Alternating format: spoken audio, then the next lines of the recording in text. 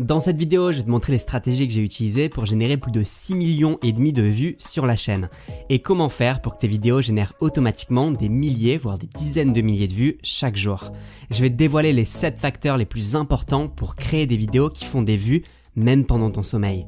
Et on va y aller crescendo car le 7e sera le facteur le plus déterminant. Grâce à cette vidéo, tu pourras développer ta propre communauté sur internet, vivre de ta passion et te construire la vie que tu aimes. On commence tout de suite, allez, c'est parti. Numéro 1, définir l'objectif de ta vidéo. Je vois beaucoup de personnes qui font des vidéos un peu floues, où ils ne savent pas trop quoi dire, ils tournent en rond et perdent l'attention de leurs viewers. Bref, ils n'ont pas pris le temps de réfléchir à un véritable plan.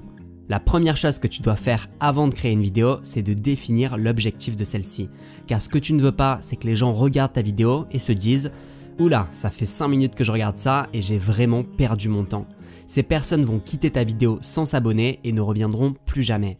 Pour éviter ça, il faut respecter cette règle. Fais toujours des recherches avant d'enregistrer ta vidéo. Ça te permettra de savoir exactement le but de ta vidéo, ce que tu dois dire et tu auras un véritable plan. Et pour la personne qui regarde, ta vidéo est dynamique, intéressante, captivante et surtout, elle va droit au but. Ça se traduira par plus de vues et plus d'abonnés, mais aussi par des vidéos qui se référenceront dans le temps et t'apporteront davantage de vues pendant que tu dors. Numéro 2, rediriger vers une autre vidéo à la fin. Imagine qu'une personne regarde une de tes vidéos, ça fait une vue, et ça va probablement s'arrêter là. Elle va ensuite partir sur une autre vidéo qui lui est recommandée.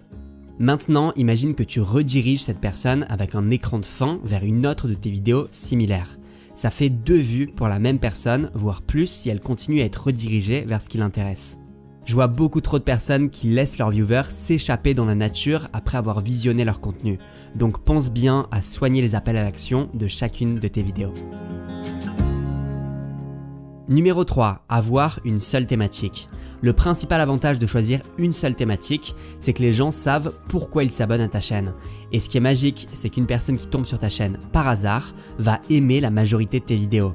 Elle va donc consommer tout ton contenu à la chaîne en quelques heures et attendre impatiemment tes nouvelles vidéos. Ça te permet d'engendrer un paquet de vues venant d'une seule personne qui te découvre.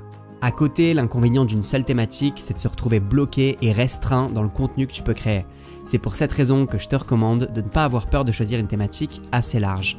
Personnellement, j'ai choisi au début la thématique très large du développement personnel et ça m'a permis de ne jamais être à court d'idées. Bien sûr, si tu choisis une grande thématique, tu vas avoir beaucoup de concurrence et il faut donc faire ton trou. Mais ça, ne t'inquiète pas, je te donne la solution en fin de vidéo. Numéro 4, tester plusieurs miniatures de vidéos. Le premier contact qu'ont les viewers avec ton contenu, c'est la miniature. Et il est possible que tu ne trouves pas directement ce qui fonctionne pour une vidéo en particulier.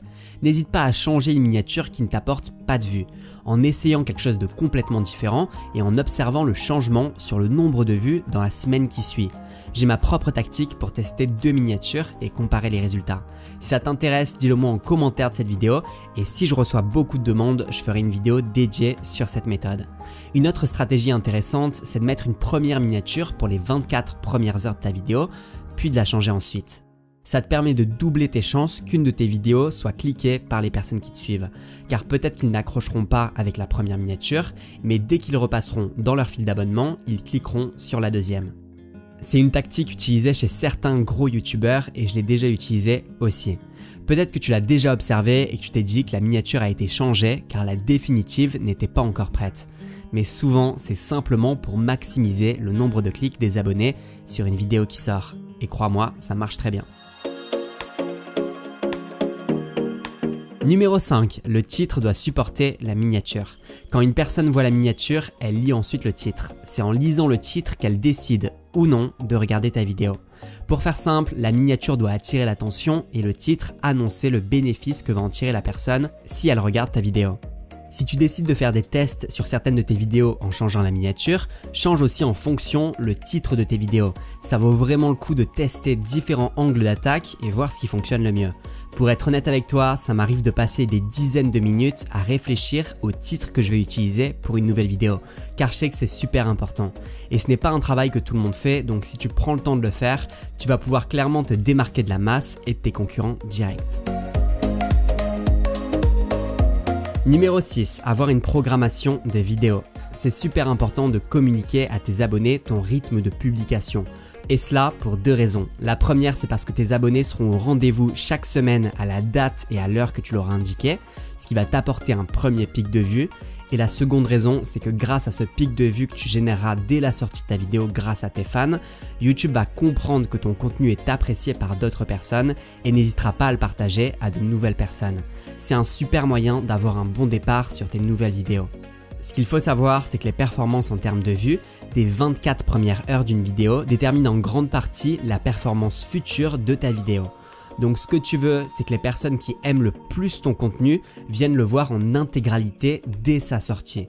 Ils vont aussi avoir un grand engagement sur ta vidéo, c'est-à-dire qu'ils vont l'aimer, ils vont la partager et ils vont la commenter, ce qui va booster d'entrée de jeu la performance d'une vidéo que tu viens tout juste de publier. Alors comment communiquer ton calendrier de publication à tes abonnés? Le mieux pour les personnes qui te suivent déjà, c'est de leur dire clairement en vidéo et d'ajouter cette information dans la bannière de ta chaîne YouTube pour les nouvelles personnes qui te découvrent. Tu peux aussi ajouter l'info dans la partie à propos de ta chaîne. Quoi qu'il en soit, c'est vraiment super important de publier toujours au même rythme. Par exemple, tu peux leur dire que tu sors une nouvelle vidéo tous les dimanches à 13 h. Et d'ailleurs, c'est le rythme de publication que moi je vais avoir sur cette chaîne. Une nouvelle vidéo tous les dimanches à 13 h. Donc si tu veux être sûr de ne pas rater les prochaines vidéos, pense à activer la cloche. Numéro 7, tester différents formats de vidéos. C'est sans aucun doute la meilleure stratégie pour avoir plus de vues. Et cette stratégie, c'est de trouver ton propre format. Alors bien sûr, tu ne peux pas trouver les concepts de vidéos qui te conviennent et qui fonctionnent sans tester. Ce que je te conseille, c'est donc de tester dès demain 3 nouveaux formats de vidéos. 3 choses complètement différentes, que ce soit sur le style, sur la forme, sur la façon d'aborder les choses. Fais au moins 2 ou 3 vidéos de chaque format. Et cela pour bien être sûr des résultats que tu obtiens. Puis, au bout de ce premier test, analyse en détail les statistiques. Tu dois te poser ces 3 questions. Numéro 1, qu'est-ce qui a marché pour toi? Numéro 2, qu'est-ce que tu as aimé faire? Numéro 3, dans quoi tu as été bon? Prends aussi en compte les commentaires de ton audience et n'hésite pas à leur demander clairement ce qu'ils ont aimé. Quand tu as fait ce premier test, garde le format qui a le mieux fonctionné pour toi et élimine sans regret les 2 autres. Puis, tu fais une deuxième session d'expérimentation. Ajoute 2 nouveaux concepts de vidéo et recommence le processus. Au bout d'un moment, tu vas vraiment trouver ce qui colle à ta personnalité et aux besoins du marché. Le fait de tester et d'assumer que tu es en train de tester, ça te permet aussi de moins te mettre de pression. Les gens savent que tu expérimentes et sont donc moins critiques. Et puis tu sais, tu peux toujours supprimer une vidéo si tu trouves qu'elle ne te convient pas avant de la publier ou plusieurs semaines ou mois après l'avoir publiée si tu le souhaites. Il n'y a pas de pression à avoir et rappelle-toi toujours que mieux vaut fait que parfait. Alors sur quelle thématique te lancer? Quel type de vidéo faire? Quel format de vidéo expérimenter? Comment faire pour captiver les gens devant tes vidéos? Tout ça, on le voit dans une formation offerte que je viens de te préparer. Pour la recevoir, tu peux cliquer sur le premier lien dans la description de cette vidéo ou directement à l'écran.